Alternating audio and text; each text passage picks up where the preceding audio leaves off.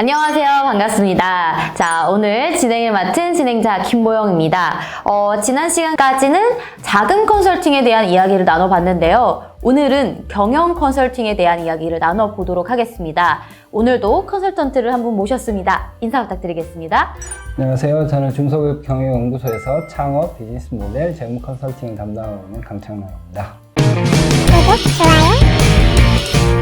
네, 많은 분들이 자금 컨설팅까지는 그래도 조금 잘 이해를 하실 것 같은데요. 경영 컨설팅은 워낙 광범위하다 보니까 조금 이해가 안 되시는 분들도 많으실 것 같아서요. 다시 한번 좀 간단하게 소개 부탁드리도록 하겠습니다. 네, 경영 컨설팅의 이제 주요 내용들을 살펴보면 노무, 법무, 네. 그다음에 인사, 조직 관리 네. 이런 거 하고요. 그다음에 이제 법인이나 회사 관련된 네. 기본적인 사항들, 뭐 창업이라든가, 그다음에 인수합병, 뭐 이런 부분까지 네. 다 오. 총괄하는 그런 개념으로 이해하시면 되겠습니다. 조금 많은 분들이 사실 이 전체적으로 경영 컨설팅을 받아야 되시는 분들이 참 많다라는 이야기를 조금 해주셨었는데요. 그래서 지난 시간에 컨설팅을 잘 받으려면 이제 대표님이 고집스러움을 좀 꺾으시고 유연해야 된다라는 말씀을 해주셨는데요.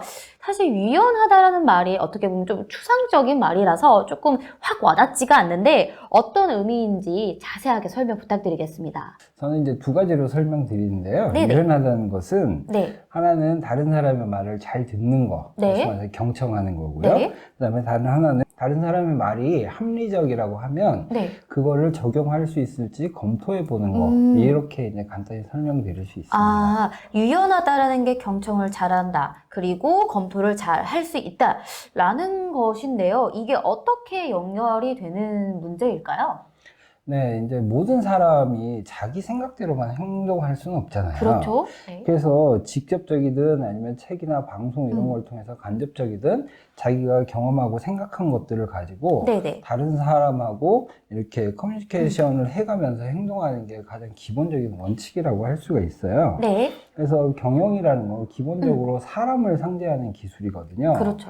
그렇기 때문에 상대하는 사람이 어떤 생각을 갖고 있는지, 어떤 의도로 저런 말이나 행동을 하고 있는지 제대로 이해를 못하면 네. 사실은 어떤 자기가 경영을 하기가 쉽지 않은 부분들이 많이 있어요. 네네.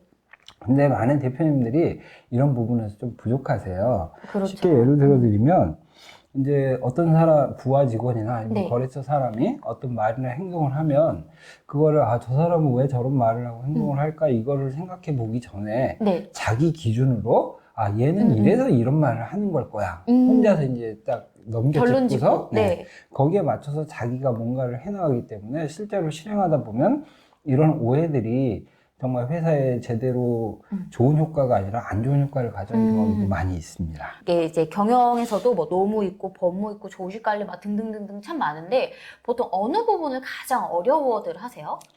사실 제일 어려워하는 거는 이제 기술자 출신으로 네. 이렇게 창업하신 분들은 조직 관리, 그런, 인사 네. 이쪽으로 어려워하시고요. 네네네. 그다음에 이제 일반적으로 이런 이제 문과 계열에서 네. 창업하신 분들은 그런 부분보다는 이제 기술 관련된 뭐 다른 여러 가지 경영 사항들 네. 이런 부분하고 그다음에 이제 노무나 법무 네. 쪽 관련된 부분 네. 이런 데서 좀 더 약하신 부분들이 있어요. 이게 또 어떤 연령에 따라 좀 다른가요? 왜냐면 요즘에는 좀 젊은 대표님들이 참 많잖아요. 근데 젊은 대표님들도 꽤나 고집적인 분들이 많으신 걸 좀 알고 있거든요. 그래서 좀 연령에 따라서도 좀 다른가요? 네, 아무래도 이제 연령이 많으신 분들은 유연함이 많이 떨어지세요. 네, 근데 이제 젊은 창업자 중에서도 이게 떨어지는 분들은 일단 그분의 생활 습관이나 환경의 차이거든요. 네네. 그래서 그런 부분들은 이제 저희가 컨설팅 하면서 네. 조금씩 이제 개선을 해드리려고 하지만 기본적으로 안 되신 부분들도 좀 있는 것 같아요. 약간 그럴 것 같아요. 차라리 이게 나이 드신 대표님들은 그래 이렇게 오랫동안 살아오셨으니 뭐 그러실 만도 하겠다 이해가 될 것 같은데 오히려 조금 젊은 대표님들이 조금 고집스러우면 더 답답함을 느낄 것 같아요. 네, 그렇죠. 그게 아마 이 사회 현상하고도 관계가 될 것 같은데 네네. 예전에는 그 지식이나 이런 걸 얻는 게 네네. 사람을 통해서 얻거나 아니면 그렇죠. 자기 뭐 스승을 통해서 얻거나 네네네. 이런 식으로 제한된 이제 범위에서 얻다 보니까 나이가 든 사람들이 고지식하고 젊은 사람들은 그런 게 상대적으로 적어서 좀 유연한 측면이 네. 있었어요. 근데 지금 정보화 시대잖아요. 그렇죠. 젊은 사장들도 충분히 인터넷이나 이런 데서 검색을 해서 찾을 수 있기 때문에 그 내용을 가지고 자기 네. 스스로 뭔가를 막 다 네. 이제 대충 넘겨 짚는 거죠. 근데 이제 여기서 한 가지 제가 조언을 드리고 싶은 거는 인터넷에 떠도는 특히 뭐 지식인이나 이런 데서 네네. 나오는 것 중에 상당수가 네네. 확인되지 않은 사실들이 많아요. 근데 그걸 근거로 해서 자기가 뭔가 고집을 부리는 거는 불합리한 행동이다라고 말씀드릴 수 있겠어요. 약간 선무당에 사람 잡는다고 딱 그런 느낌인 것 같아요. 그럼 다양한 이제 대표님들의 사례가 있을 텐데 좀 기억나는 사례들이 있다면 한번 소개해 주시면 좋을 것 같아요. 사실 이제 이 회사 같은 경우는 인사나 뭐 조직 관리 컨설팅 하러 가는 회사는 아니고 네네. 이제 가서 제가 이렇게 같이 컨설팅 업무를 하다 보니까 네네. 직원들이 계속 바뀌어요. 그런 회사들 네, 많죠. 퇴사를 해요. 네네. 그래서 저는 이제 그 직원하고 계속 일을 하다가 중간에 퇴사하니까 궁금해서 이제 개인적으로 물어보고 퇴사 이유가 뭐냐. 근데 이제 그 직원이 이야기한 거하고 대표하고 이제 이 컨설팅 관련된 이야기 하면서 보니까 이 대표는 이 직원이 그만두니까 다른 직원이 올 거예요. 라고 이제 이야기를 해주길래 그 직원은 왜 그만둔대요? 그랬더니 이 대표는 이제 표면적 이유만 알고 있는 거예요. 그래서 그 직원이 나갈 때 뭐 당신 때문에 나간다 이런 소리는 못 하잖아요. 대부분. 그렇죠. 그래서 이제 내가 뭐 지금 자격증이라든가 이 학력 이런 부분 때문에 조금 더 공부를 해서 내가 이제 더 몸값을 올려가지고 다른 회사를 가려고 한다. 네. 뭐 이런 식으로 이야기를 한 거예요. 네네. 그러니까 대표는 그렇게 믿죠. 네. 우리 회사는 좋은 회사고 다 괜찮은데 저 직원이 자기 몸값을 높이기 위해서 나가는 거다. 근데 네. 실제로 그 직원한테 들은 이야기는 조직 내에 인간적인 갈등도 많이 있고 회사가 급여는 적게 주는데 일도 많이 시키고 뭐 대표가 고집 부리고 뭐 여러 가지 이유가 있는 네. 거예요. 그래서 이런 것들은 사실은 이런 것들을 제가 캐치했기 때문에 이제 그 사람을 언급하면 안 돼서 그 대표님한테 인원이나 조직 관리 관련된 부분도 내가 좀 간단히 설명드리고 살펴보겠다라고 하면서 이제 그 조직의 문제점들을 이야기를 해드린 그런 사례도 있습니다. 저도 실제로 회사 생활을 좀 했었었는데요. 그 보면은 대표님들이 생각하는 것과 직원들이 생각하는 건 너무나도 상이한데 제가 있었던 회사도 직원들이 진짜 많이 그만두는 회사였어요. 그만큼 직원들이 그만두는 것을 별로 대수롭지 않게 생각하는 그런 대표님들이 참 많은데요. 네. 이런 것들이 참 크게 문제가 될 때도 있는데 좀 어떻게 좀 잘 관리할 수가 있을까요? 그래서 대표가 유연하면서 경청을 잘해야 된다. 상대가 하는 말에 표면적인 것만 듣지 않고 네네. 그 부분에서 본인이 궁금한 부분이 있을 거예요. 그러면 네. 사실 물어보고 대화를 하면서 자기가 이해를 하려고 하는 마음만 갖고 있으면 사실은 쉽게 캐치가 되는 부분이거든요. 네네. 근데 그런 부분을 못하기 때문에 사실 많은 오해가 생기죠. 그래서 이제 이게 저희 그 경영 컨설팅하는 네. 애로사항이나 오해하고 네네. 연결돼서 말씀드리자면 저는 이렇게 회사에 대해서 뭐 자금 때문에 들어와서 컨설팅을 진행하다가도 조직에 문제가 있는 것 같고 이래서 이런 것들을 말씀을 드리면 네. 이 대표님은 제 취지를 네. 우리 회사를 좀 더 좋은 회사를 만들어 주려고 하는 거다라고 받아들이시면 되고 제 네. 말을 그냥 들으시면 되는데 네. 중간에 본인이 이제 본인 생각을 하세요. 얘가 이 부분도 컨설팅을 진행해서 나한테 돈을 더 컨설팅 수수료를 받으려고? 더 받으려고 한다. 이런 오해를 하고 그거는 내가 알아서 할 테니까 신경 쓰지 마세요. 네. 뭐 이러시는 분도 계세요. 그래서 네네. 이런 오해는 네. 잘 생각해 보셔야 돼요. 왜냐면 회사의 조직에 대해서 특히 네. 인사나 이런 관리에 대해서는 대표가 아는 것과 실제 상황이 너무 다르기 너무 때문에 다르죠. 그런 거는 옆에서 객관적인 사람이 좀 더 보고 객관적인 솔루션 제시하는 게 훨씬 더 유리하고 네. 그 회사의 발전에 도움이 된다 이렇게 네. 말씀드릴 수 있겠습니다. 우리 대표님들 오해하지 마시고요. 도움이 되려고 하는 거니까 너무 경계하지 않으셔도 될 것 같습니다. 그렇다면 약간 그런 의미, 그런 느낌 있잖아요. 그러니까 유연한 사람이니까 사고도 굉장히 합리적일 것이다. 네. 라고 했는데 또 그렇지 않은 경우들도 있다라고 하는데요. 조금 어떤 경우들이 있는지 설명 부탁드리도록 하겠습니다. 흔히들 많이 오해하는 게 네. 합리적인 어떤 제안을 하면 100% 그거를 받아들이고 실행해야 된다는 게 사실 큰 오해예요. 네네. 제가 생각하기에. 왜냐면 일반적으로는 그 수용하면 좋겠죠. 네네. 근데 수용하지 못하는 것들이 많이 있어요.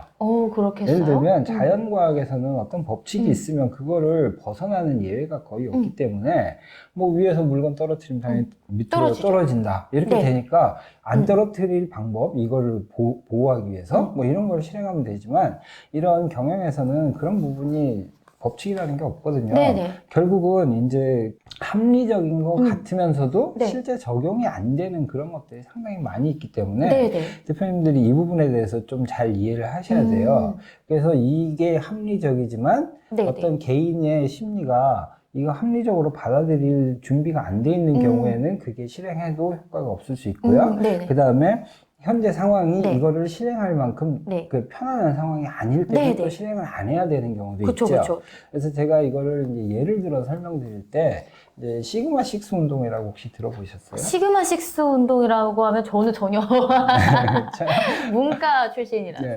과거에 한참 유행했었어요. 그래서 네. 공장과 관련된 회사들은 전부 다 뭐 시그마 식스 운동 했어요. 시그마 식스 정말 합리적이죠. 그렇게 해서 불량률을 줄여가지고 네. 이제 회사를 더 성장할 수 있게 만들고 기술력이라든가 여러 가지를 보완한다 뭐 이런 개념으로 시작한 거예요. 정말 네. 합리적인데 네. 문제는 이거를 너나 할 거 없이 다 시행을 했단 말이죠. 네네. 근데 대기업 같은 경우는 이 시그마 식스 하려면 잔손이 많이 가요. 네. 사람 관리도 해야 되고 네네. 그 사람들 기록도 관리해야 되고 그래서 불량률이 얼마인지 줄이려면 뭘 해야 되는지 막 이런 게 엄청 많단 네네. 말이에요. 대기업은 인력도 많고 그렇죠. 시간도 되고 돈도 있으니까 그런 부분이 어느 정도 정착이 되면서 많이 좋아졌는데 중소기업은 일단 그거 할 인력도 없고 조직이나 그쵸. 제도가 안 돼 있는데 쓴 그렇죠. 거예요.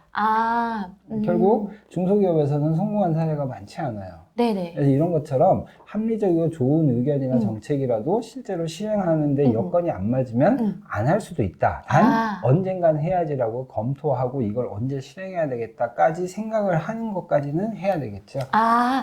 이제 이야기를 들어보니까 확실하게 알겠는 게, 예를 들면 너무나도 좋은 정책이 있고 방법이 있어요. 이 방법대로 하면은 이제 참 기업에게 참 도움이 된다라는 방법인데, 그걸 우리 회사는 진행할 상황과 시기와 뭐 인력 등등등이 다 아니라는 말씀이잖아요. 그렇다면 조금 이런 경우에는 그럼 어떻게 컨설팅을 진행을 하세요? 그래서 이게 실행이 가능한 조건을 만들어야 되죠. 네네네. 네, 그래서 이제 필요하면 예를 들면 아까 말씀드린 것처럼 그 시그마 식스 운동 같은 경우에 해야 될 게 너무 많다고 했잖아요. 그러면 시그마 식스를 할 수 있는 인력을 먼저 갖출 것이냐, 네네. 아니면 그렇게까지 갖출 필요가 없다고 하면 시그마 식스에서 뭐 해야 되는 항목이 100가지가 있다면 네네. 우리는 그 중에서 핵심적인 건 두세 가지만 관리를 하는 거예요. 네네. 이런 식으로 기반 작업을 네. 먼저 만들어 놓고 전 직원들이나 조직이 할 수 있는 여건을 최대한 성숙시킨 다음에 실행하는 거를 같이 네. 이제 대표하고 협의를 해서 진행을 해주는 이런 컨설팅을 주로 진행을 합니다. 좀 그렇게 진행이 돼야 조금 기업이 이상적인 방향으로 흘러갈 수 있으니까 최대한 그렇게 될 수 있도록 상황과 조건을 만들어 주다 보면 점차 그런 것을 운영할 수 있는, 그런 방법대로 운영할 수 있는 기업으로 성장해 나갈 수 있다는 말씀이신 거죠? 네, 그리고 추가로 하나를 더 말씀드리면 네. 결국은 모든 행위는 사람이 하는 거잖아요. 맞습니다. 그럼 대표는 하겠다는 생각을 네. 가지고 강한 의지를 가지고 난 이거 할 거야 이렇게 했는데 실제로 그건 대표는 말을 했는데 직원들은 안 하는 경우가 많죠. 맞아요. 그래서 대부분 회사가 대표가 생각한 게 실천에 잘 안 옮겨지는 제일 큰 이유가 그런 거예요. 그럼 결국 그런 부분을 어떻게 컨설턴트로서 해결을 해드리냐면 이 직원들이 이 대표가 그냥 말하는 거를 잔소리로 생각하기 때문에 아니면 어떤 그렇죠. 무언의 압박으로 느끼기 네. 때문에 자기가 하고 싶은 마음이 없는 네. 거예요. 그래서 그런 거를 컨설턴트가 중간에서 네. 이거는 대표가 생각하는 게 아니고 회사를 위해서 꼭 해야 되는 거고 성공한 기업들은 이런 것들을 해서 성공했다. 그걸 하기 위한 방법들이 이런 게 있고 그런 것들을 우리가 같이 만들어 보자. 이런 분위기를 만들어주는 것도 컨설턴트가 같이 진행할 수 있는 거죠. 그렇겠네요. 우리 아무리 대표님들이 어떠한 멋진 생각을 가지시고 뭔가를 진행을 하려고 해도 직원들을 먼저 설득시키지 못한다면 아무리 그런 멋진 생각을 가지고 계셔도 실행할 수 없다라는 말씀이시기 때문에 우리 대표님들은 먼저 일단 직원들을 서로 소통하는 시간을 가지는 게 좋을 것 같고요. 경영이라는 것은 솔직히 혼자서 모든 걸 다 그 많은 직원들을 함께 하면서 뭐 이것저것 신경 쓰기가 참 쉽지가 않을 것 같습니다. 조금 이런 부분에 어려움이 있으시다면 컨설팅을 받아보시는 것도 참 도움이 될 것 같은데요. 다음 시간에도 유익한 주제로 돌아오도록 하겠습니다. 네, 감사합니다. 감사합니다.